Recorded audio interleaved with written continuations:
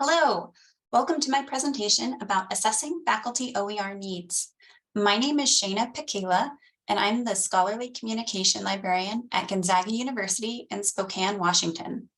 Today, I'm going to share with you a little bit about my experience conducting a faculty OER needs assessment survey. This talk is intended to be very practical, so I'm going to focus on the process of doing a survey like this rather than on the specific findings of my own survey. So here's a quick look at the topics I'll be covering in this presentation. First, I'll share some background information about the project and why I decided to do this in the first place.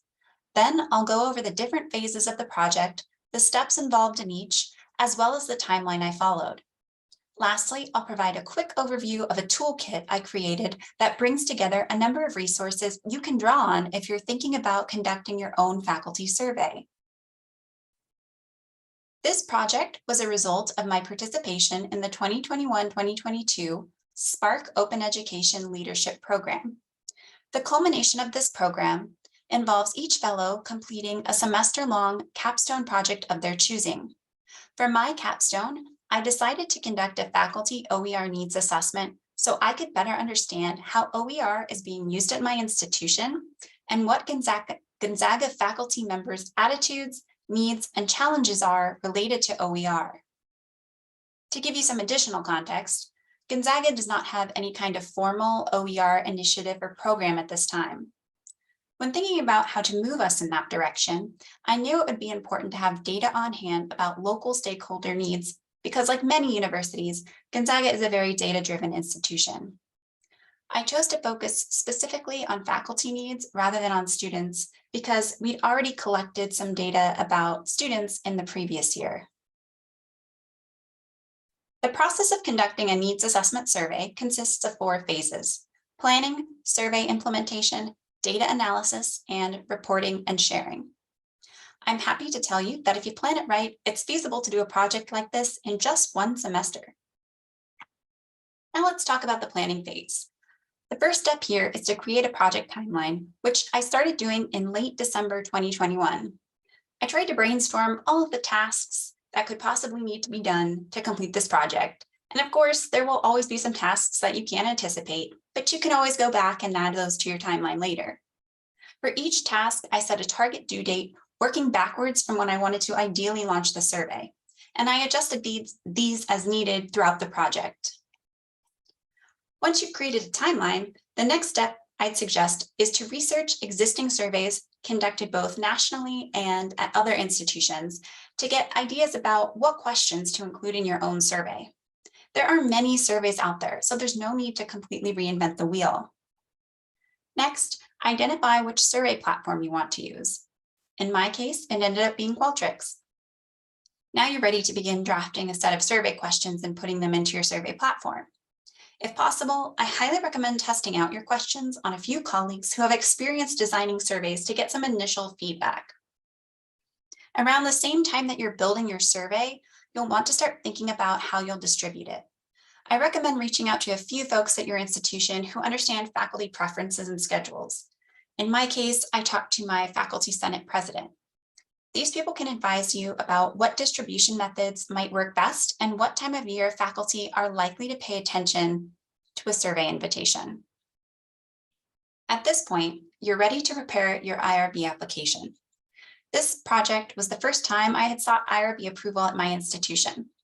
If this is the case for you as well, you'll want to build extra time into your timeline to understand the IRB application and review process and to complete any training that may be required. I was able to complete everything in the planning phase of my project towards the end of January 2022, and I launched my survey on January 26th. And at this point, my project entered the survey implementation phase. So I originally distributed my survey through our Faculty Senate newsletter, but this route didn't garner many responses. After a few weeks, I asked our liaison librarians to send reminders about the survey to faculty in their liaison departments, which is what ended up sparking the majority of responses. This just goes to show you that it's a good idea to have some backup distribution ideas ready. My survey was open for 1 month, most of the month of February, and I received a total of 59 complete responses. The data analysis phase of your needs assessment will involve playing around with your data to see what, if any, patterns emerge. During this process, I kept a notes document to record my initial observations. Because I was relatively new to Qualtrics, I used it for simple surveys, but not for an intensive research project. I spent quite a bit of time in this phase learning how to use Qualtrics's advanced data analysis features.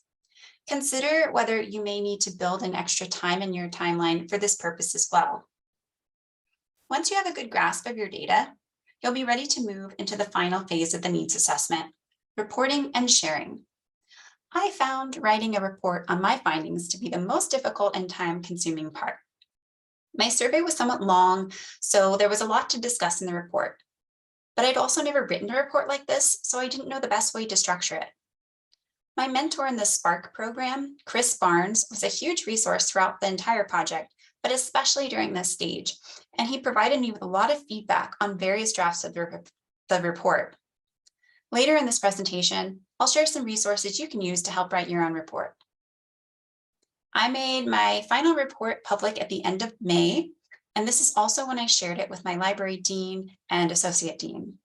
Over the summer, I presented the results of the survey to all of the liaison librarians. I hope to continue to find other channels where I can share it with stakeholders at my institution to further drive conversations around OER on our campus. Based on my experience conducting a faculty OER needs assessment at Gonzaga, I created a community resource called the Faculty OER Survey Toolkit. This toolkit is a collection of resources to help others with the process of planning and conducting a faculty survey about OER, and all of the materials included in the toolkit are, of course, openly licensed. The toolkit can be accessed from sparkopen.org/people/Shayna-Pekala under the community resource link. I'm now going to pop over to the toolkit and give you a quick tour of some of the resources that it contains. Bear with me a moment while I change my screen share. Okay. So the first part of the toolkit is called Faculty Survey Do's and Don'ts. This section provides suggestions and tips related to survey design, survey distribution, data analysis, and just general advice. The second part of the toolkit is the actual survey instrument I used for the Gonzaga Needs Assessment, and it's available in 3 different formats.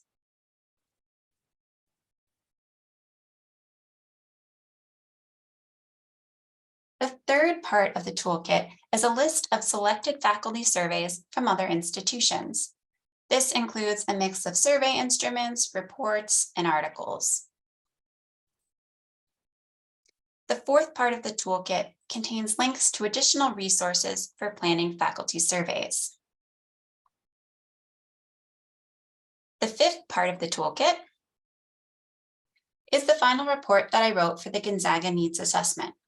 So if you're interested to know how the results of my survey turned out, I would encourage you to check this out, or if you just need an example to look at when you're writing your own report. And speaking of which, the last resource in the toolkit here is a template you can use if you're at the point in your project where you are looking to write up a report of your results and you just are a little bit stuck on the best way to organize that.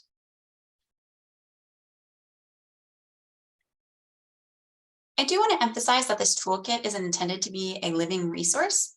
So if you have suggestions for additional resources that should be included in here, or any comments or questions, I would love to hear from you. So once again, here is the URL on the screen with the link to the toolkit. And thank you so much for listening to my lightning talk. Please feel free to contact me with questions or suggestions for the toolkit at pekala@gonzaga.edu.